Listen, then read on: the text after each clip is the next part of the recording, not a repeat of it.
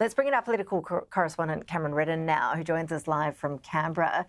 Cam, this was a shock to the market and also sounds like it was a bit of a shock to the government as well. And there'll be a lot of debate now, Ash, around that transparency or the level of it now that we know how the Reserve Bank Board's votes. You mentioned that 6-3 split. We'll get to that in a moment. In terms of the argument put forward, though, by the Reserve Bank, and it is now somewhat on the defensive over this, the Governor, Michelle Bullock, there, as animated as she has been at any time in her tenure around the level of communication about the bank setting expectations, indicating to the market where it's going. She says, I do these press conferences after every decision. I'm at Senate estimates 3 times a year. Other members of the bank are out there speaking publicly. So perhaps she's rejecting there some of the suggestions that the market had no idea this was coming. We can show you where those market expectations were. When we talk about things being priced in or where the market expects it to be, that's the decision today, 3.85%. The ASX publishes every day what it calls basically an expectation meter of where the market believes the rates will go at the next decision. This is the level of confidence the market had in a rate cut today over the past 7 days. On Tuesday, 7 days ago, 97%, 100% confidence in a rate cut on Wednesday, and it ticked down slightly, but 97% is about as sure as you can get that a rate cut was coming. But Michelle Bank and the board at large today on a majority decision deciding to break those expectations, to buck the trend of what the market was expecting, instead keeping those rates on hold, citing uncertainty. She says, indicating in that press conference, there is going to be a rate cut at some point. She says it's about timing, though, and the decision of the board on majority today was that given the uncertainty around tariffs and that inflation has only just ticked back on an underlying level into the target range, that in their view, the timing is not yet right. The decision today was about timing rather than direction. So the board decided to wait a few weeks to confirm that we're still on track to meet our inflation and employment objectives. We don't want to end up having to fight inflation again. We want to make sure we've nailed it.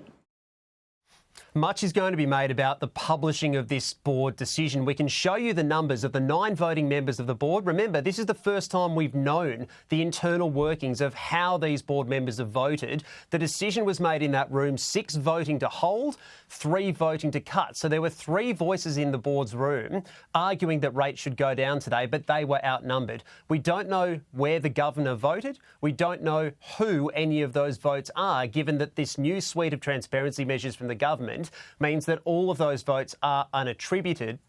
The Treasurer was asked about this today. I asked him, and he made the point on a number of occasions that he doesn't believe naming those people would be productive. There's a warning too from the Governor that it might stifle debate. He was asked directly, Jim Chalmers, about whether he knew how board members voted, whether he knew, for example, whether his Treasury Secretary, who's new to the job, Jetty Wilkinson, would be voting for a cut or to hold. He said he didn't know and wouldn't tell people if he did. This is the Treasurer explaining, though, why Australians will be told how the board voted and the level of support for that decision, but we will not know, under these new changes, who voted which way.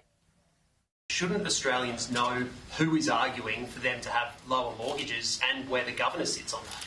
I think this is an appropriate level of transparency. It's a good thing to have people around the table that will tease out and contest the views, whether it's of the Reserve Bank staff or the Governor or others. We want these to be decisions which are taken after a lot of deliberation and debate. And I think the fact that the Reserve Bank Board was split on this occasion, that there wasn't a unanimous view, is a signal that these decisions are deliberated and debated on properly, and that's a good thing. The US Federal Reserve outlines their voting record. Can Australia be in a position to do the same?